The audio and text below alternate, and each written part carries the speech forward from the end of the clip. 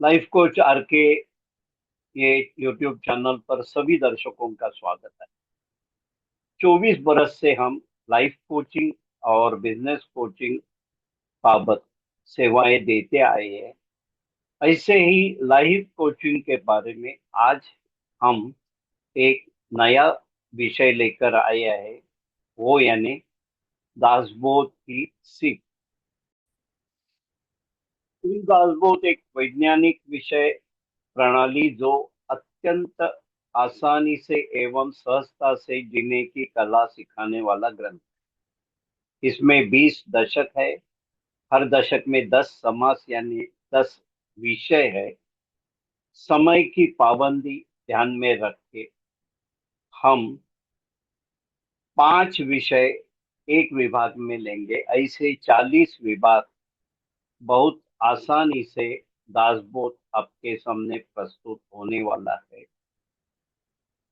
40 विभाग होने के बाद हर विभाग के नीचे डिस्क्रिप्शन में सभी 40 विभागों का विश्लेषण आपको मिल जाएगा।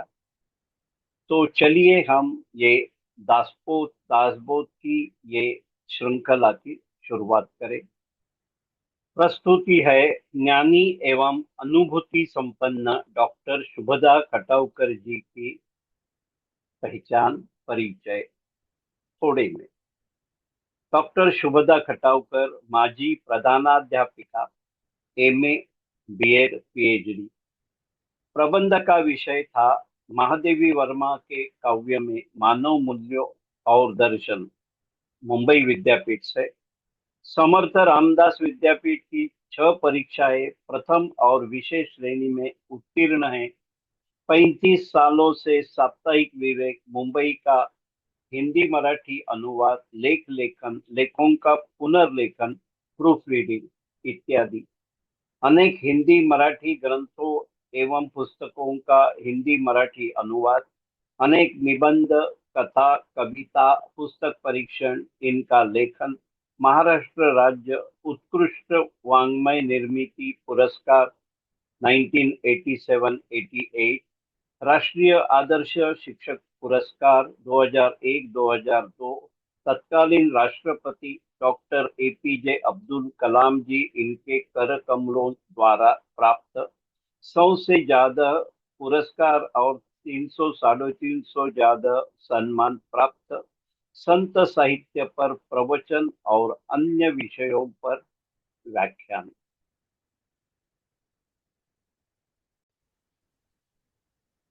Doctor Shubhada ji Khatavkar, life coach आर के, यह यूट्यूब चैनल पर दासबोध की सीख ये सीरीज में आपका फिर से एक बार स्वागत है। दर्शकों के लिए आज के विषय क्या है हम बताना चाहते हैं। दर्शक हो, आपको सबको ज्ञात है हिंदी में दासबोध सहज, सुलभ, सीधी जीवन प्रणाली। ये दासबोध की सीख हम डॉक्टर शुभदा जी खटावकर इनके वाणी से कथन से सुन रहे हैं। आज हम है विभाग 28वां, दशक 14वां, अखंड ध्यान नाम। हम 6 से 10 समास यानी आगे के 5 विषय आज लेंगे। चातुर्य के लक्षण, युग धर्म का निरूपण, अखंड ध्यान का निरूपण, शाश्वत का निरूपण, माया का निरूपण। डॉक्टर शुभदा जी, आपको विनंती है कि आप आज का कथन आरंभ कीजिए। जय जय रघुवीर समर्थ। श्री राम श्री राम श्री राम। सभी दर्शकों, श्रोताओं, अभ्यासकों और दास बोध पर स्नेह रखने वाले सभी रसिकों का मैं अत्यंत विनम्रता से साष्टांग नमन करती हूँ। आज हम इस मुसाफिरी के 14वें दशक के 6वें समास का अध्ययन करने जा रहे हैं। इसका शीर्षक है चातुर्य लक्षण। सब ज्ञानी विचारज्ञ तथा तत्वज्ञ ऐसा अखंड घोष करते आए हैं कि यह दृश्य विश्व भाषित मोहमय मिथ्या और क्षणिक अर्थात काल से बाधित है, परंतु वास्तविकता मात्र यह है कि इस विश्व में ही मानव समूह में ही मनुष्य को अपना जीवन जीना पड़ता है। साथ ही अपना जीवन अत्युच्च स्तर पर ले जाने के लिए जो परिश्रम जो कोशिशें करनी पड़ती है, उनकी पूर्ति करने की क्षमता एवं समर्थता परिश्रमों द्वारा साध्य है। इसलिए श्री समर्थ का अधिकतम जो जोर या है वह है प्रयत्न या कष्ट इस विषय पर। और समर्थ इन दोनों बातों को इतना बढ़ावा देते हैं कि कहते हैं कि इन दोनों बातों की पूर्ति ही मनुष्य जीवन की सच्ची सफलता है। अतः हर जगह उनका इस बात पर बड़ा अनुरोध है कि करने से होता है रे, पहले करना ही चाहिए। इतना ही नहीं तो वे निश्चयात्मक वाणी से कहते हैं कि मनुष्य को चाहिए कि वह अपनी उपज से प्राप्त गुणों का अर्थात नैसर्गिक गुणों से जो संपन्नता है उसका विकास एवं उन्नयन करने के लिए प्रयत्नशीलता परिश्रम सातत्य इस सामर्थ्य का उपयोग करे।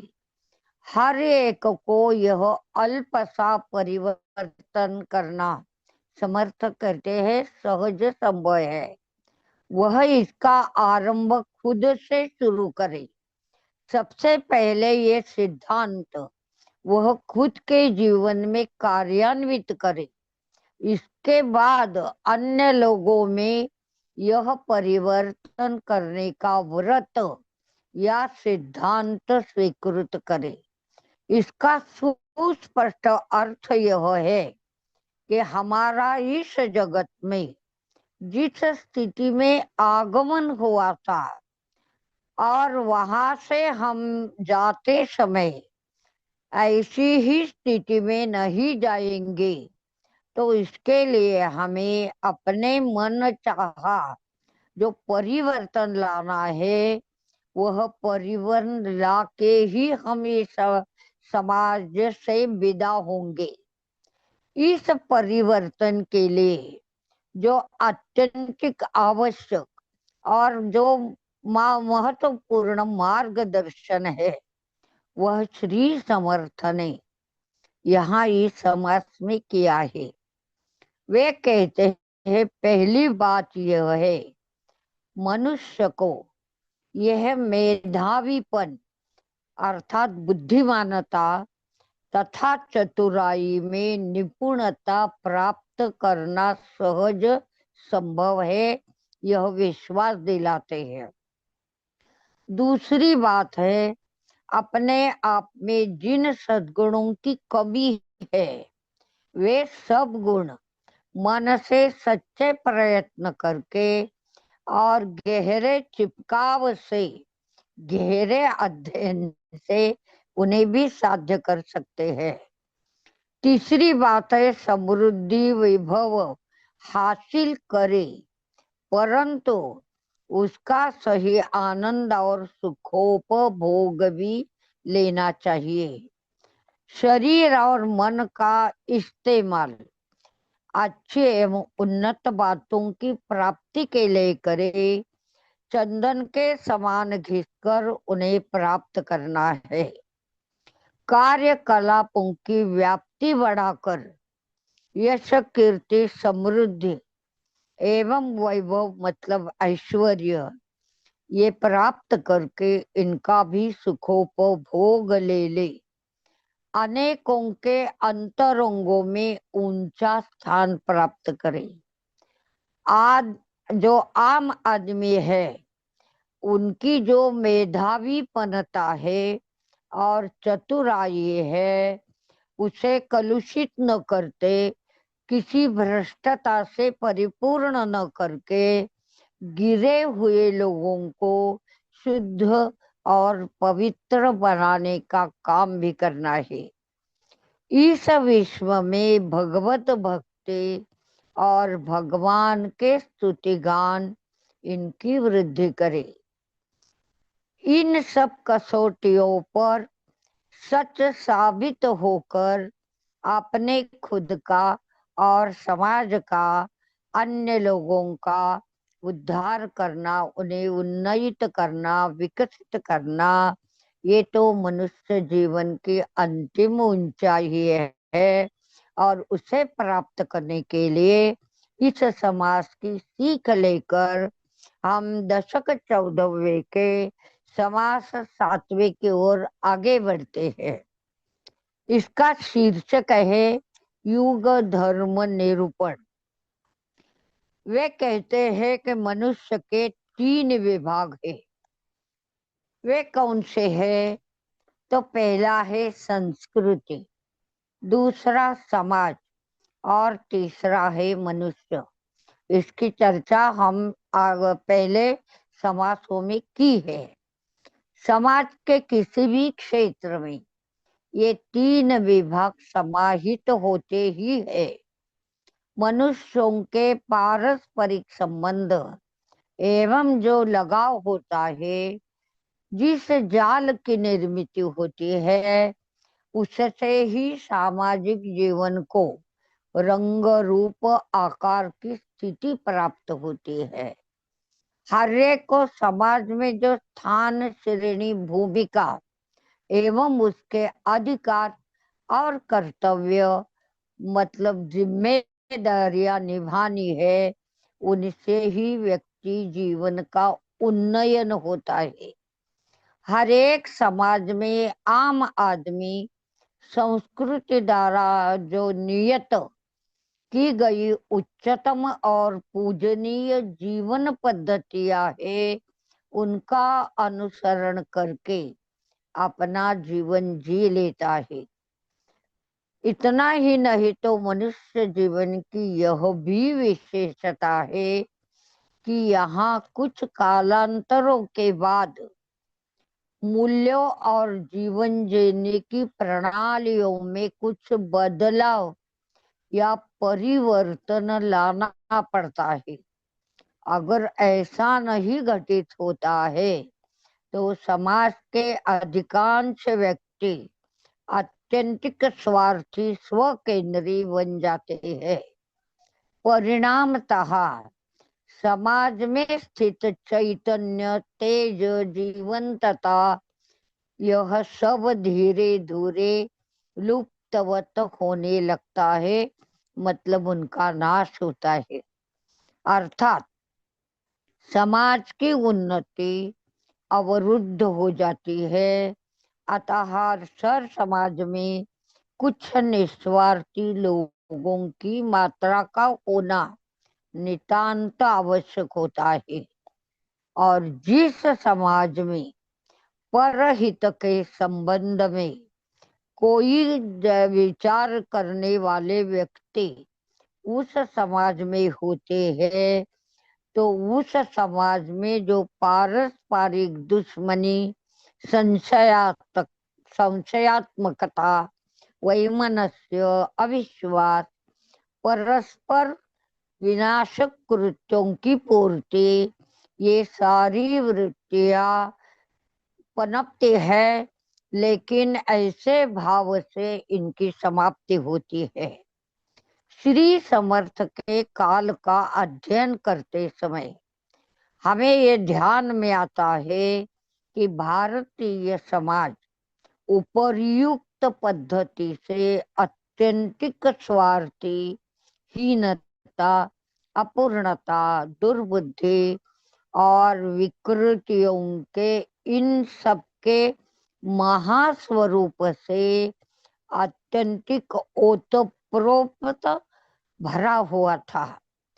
ऐसे भयंकर हालातों में श्री समर्थ ने समूचे भारत का भ्रमण किया और भारत के परिवर्तन का संकल्प उसी यात्रा में ही मन में दृढ़ किया। समाज में अपने अनुकूल परिवर्तन लाने के लिए राज सत्ता की अनुकूल सहायता या शक्ति समर्थता का पीछे खड़ा होना, यह बात अत्यंत महत्वपूर्ण एवं आवश्यक होती है। ऐसा ही सिद्धांत है कि राज्य क्रांति और धर्म क्रांति, जो दोनों क्रांतियां हैं, उन्हें समांतर रूप से चलना चाहिए, तो समाज परिवर्तन की प्रक्रिया अत्यंत तत्परता से घटित होती है। महाराष्ट्र की बात समर्थ बताते हैं कि इस दृष्टि से बड़ी सौभाग्यशाली सिद्ध हुई, कारण यहाँ के जो राजा थे वे छत्रपति शिवराय के जैसे राजे उदित हुए थे और उनकी राजनीति का प्राण कहे या रीढ़ की हड्डी थी। यह राज्य हो, यह तो श्री भगवंत की इच्छा है और उनका राज्य तो इसी नीति नियमों की बड़ी मजबूत नींव पर ही खड़ा था। यह सविस्तृत बयान इसलिए किया गया है कि श्री समर्थ का जो कहना है वह दृढ़ किस पर है, तो उन्हें व्यक्ति विकास की मांग थी।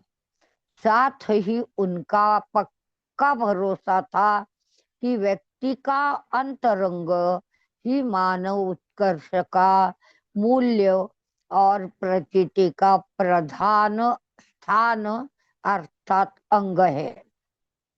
इसी उद्देश्य की पूर्ति के लिए उन्होंने श्रीमद्दासबोध के प्रथमार्ध में समुचे शांकर अद्वैत का प्रतिपादन किया है।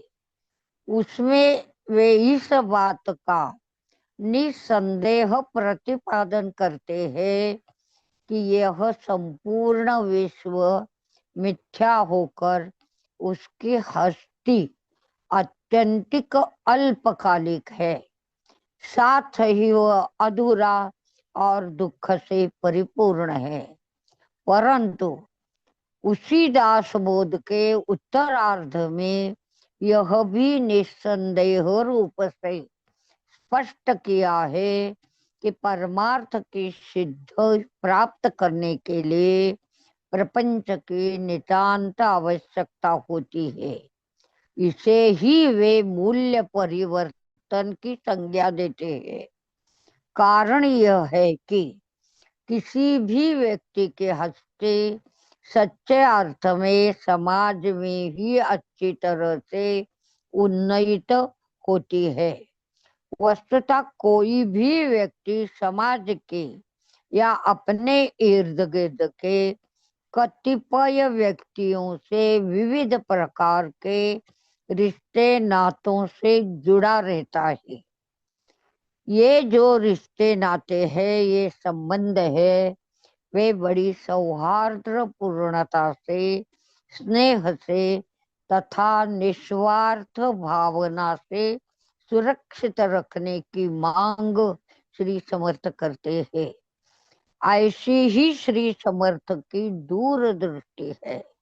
उसकी पूर्ति के लिए श्री समर्थ ने हमें यह मंत्र दिया है कि अनेकों के मुख में बचकर रहे, अनेकों के अंतरों में ओतप्रोत भरे, सयाने बनाए जन और पतितों को करे पावन, अन्यों को संतुष्ट करे, अनंतर स्वयं को भी। इस प्रकार की मेधावी तीक्ष्ण बुद्धि वाले चतुर एवं होशियार पुरुषों की आचरण प्रणाली श्री समर्थ ने हमारे सामने आदर्श रूप में रखी है। यह सच्चे अर्थ में सामाजिक परिवर्तन ही है। जिस भारतीय समाज में ब्राह्मण नेता था, वह मेधावी, समझदार, विद्वान और अत्यंतिक कार्यक्षम था, परंतु वह स्वयं उद्देश्य से च्युत, भ्रष्ट एवं प्रचंड स्वार्थी बनने के कारण खुद ही अत्यंतिक निचले स्तर का जीवन जीने लगा।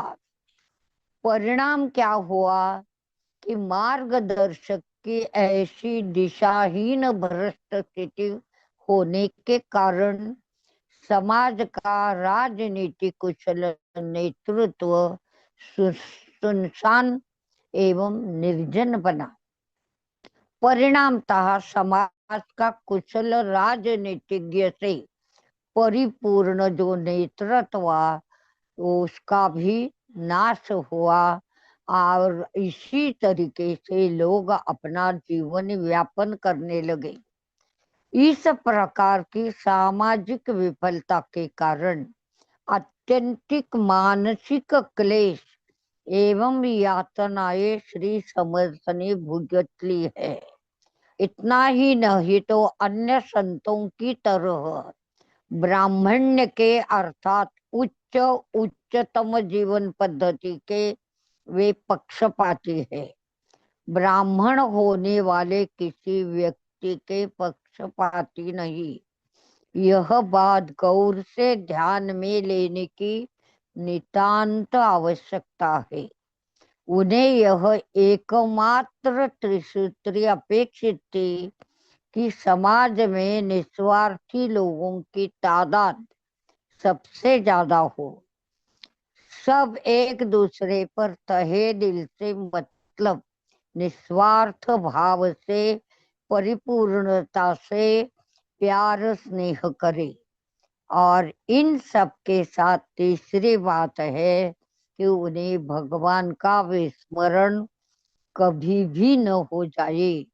इस प्रकार की जीवन प्रणाली का अवलंब करने से प्रपंच और परमार्थ दोनों की सिद्धि होकर संतुष्टि की प्राप्ति और उससे सच्चे आनंद की प्राप्ति और आनंदमय जीवन, इन सब की प्राप्ति अवश्य होगी।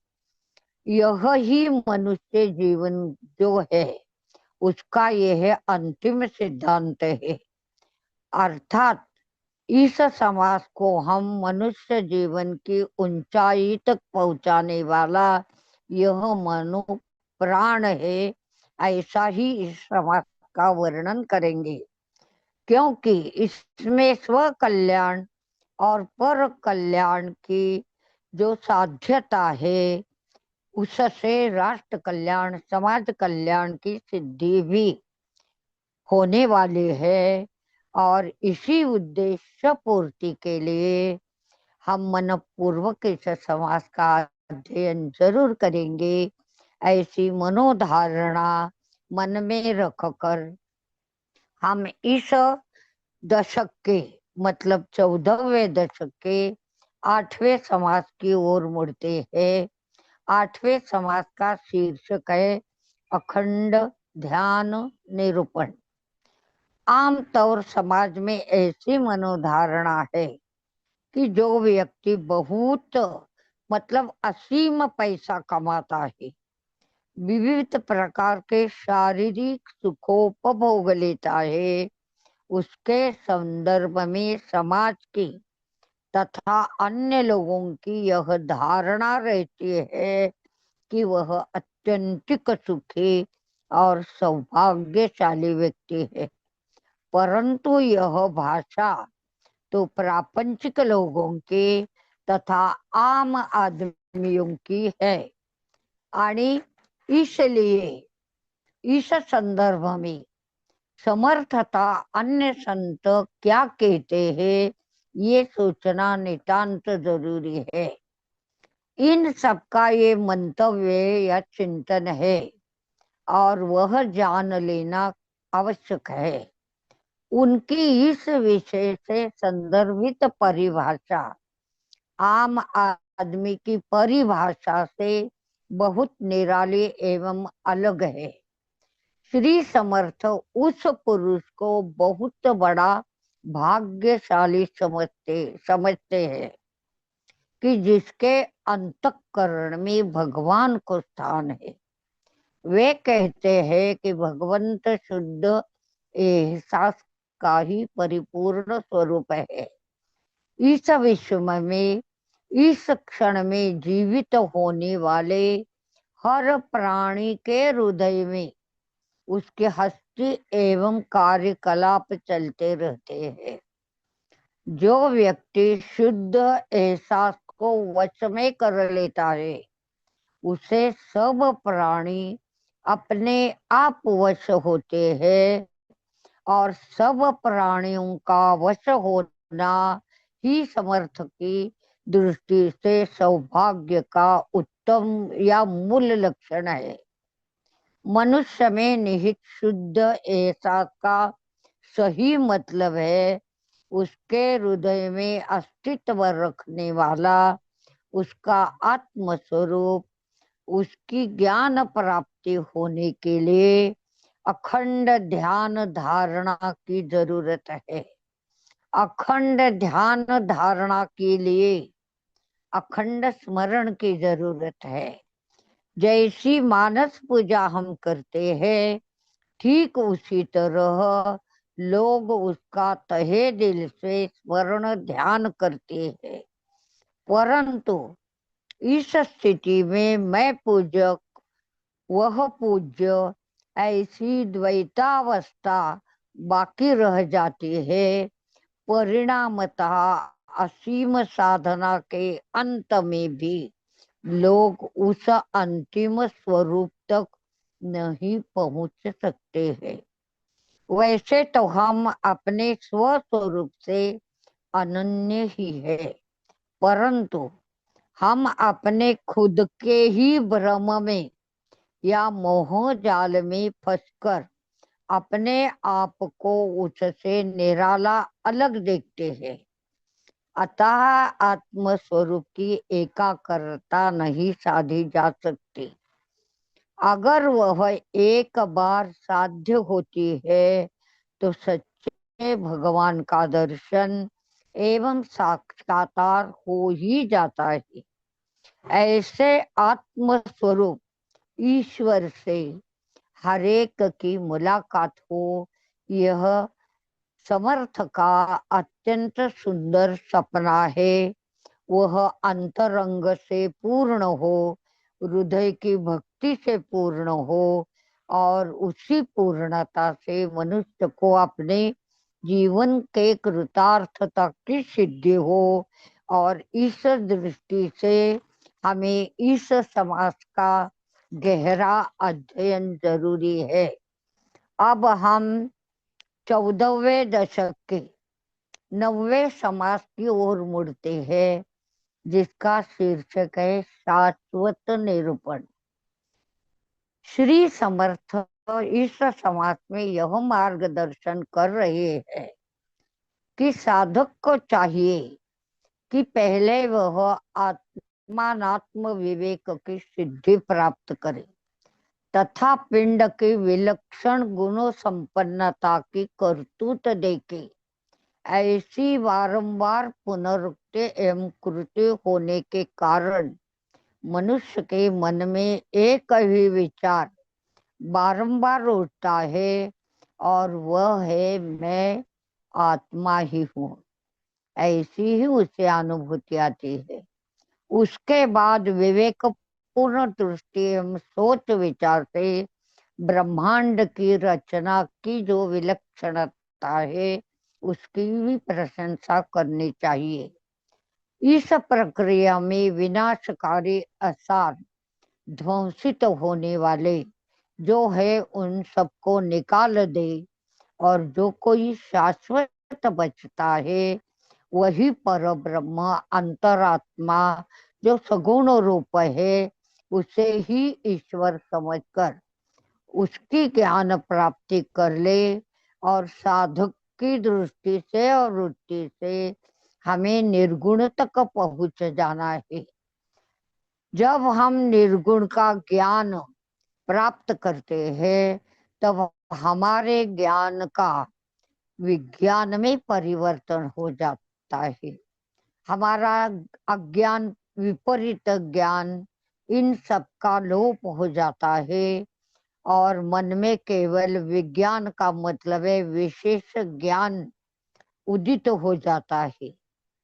निरंतर निर्विकारपन से होने वाले ब्रह्म को ज्ञान संपन्न दृष्टि से देखे और अंत में उससे अनन्य होकर रहे, ये अनन्यता ही समर्थ की दृष्टि से आत्मनिवेदन है।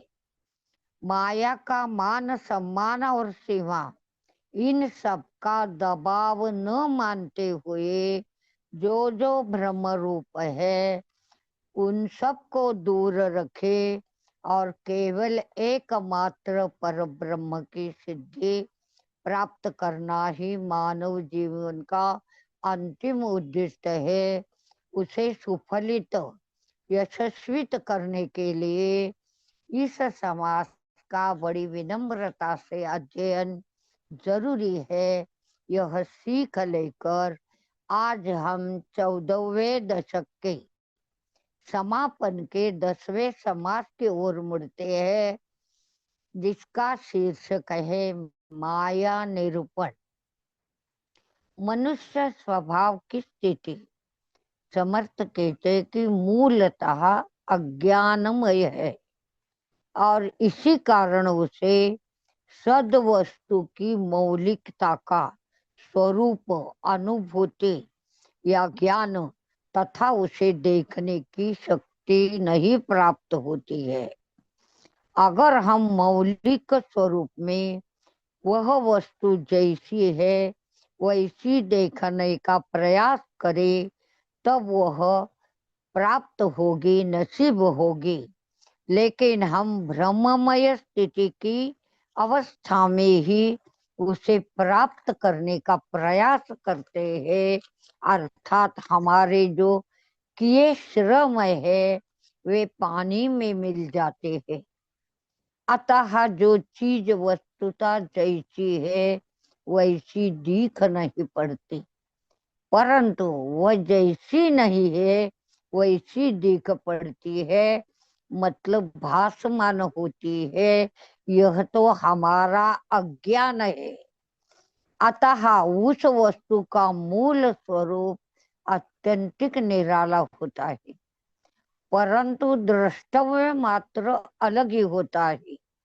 समर्थ इसे ही माया का अधिराज कहते हैं।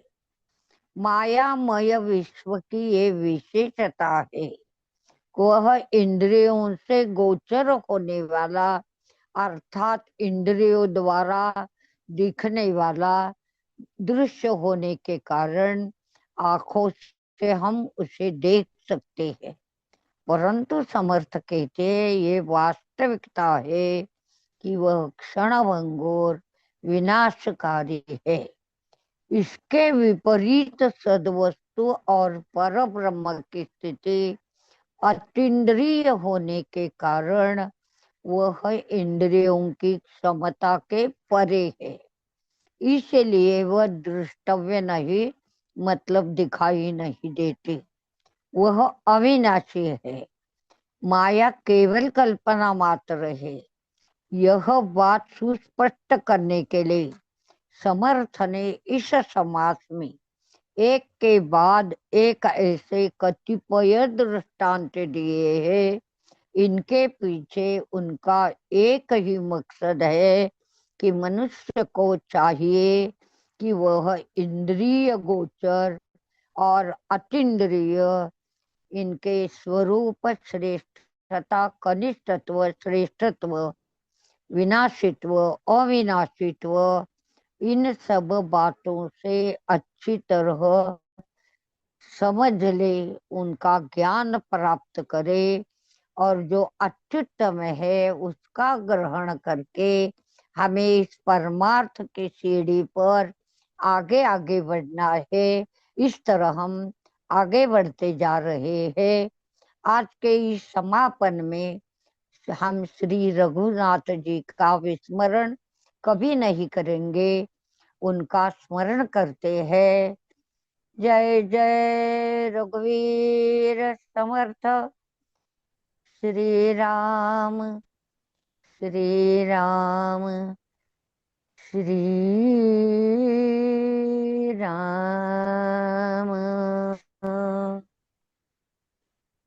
डॉक्टर शुभदा जी, आपको मेरा नमन है। आपका दासबोध ग्रंथ का अखंड ज्ञान और उसे संक्षिप्त करके हम तक पहुंचाने का प्रयास बहुमूल्य है।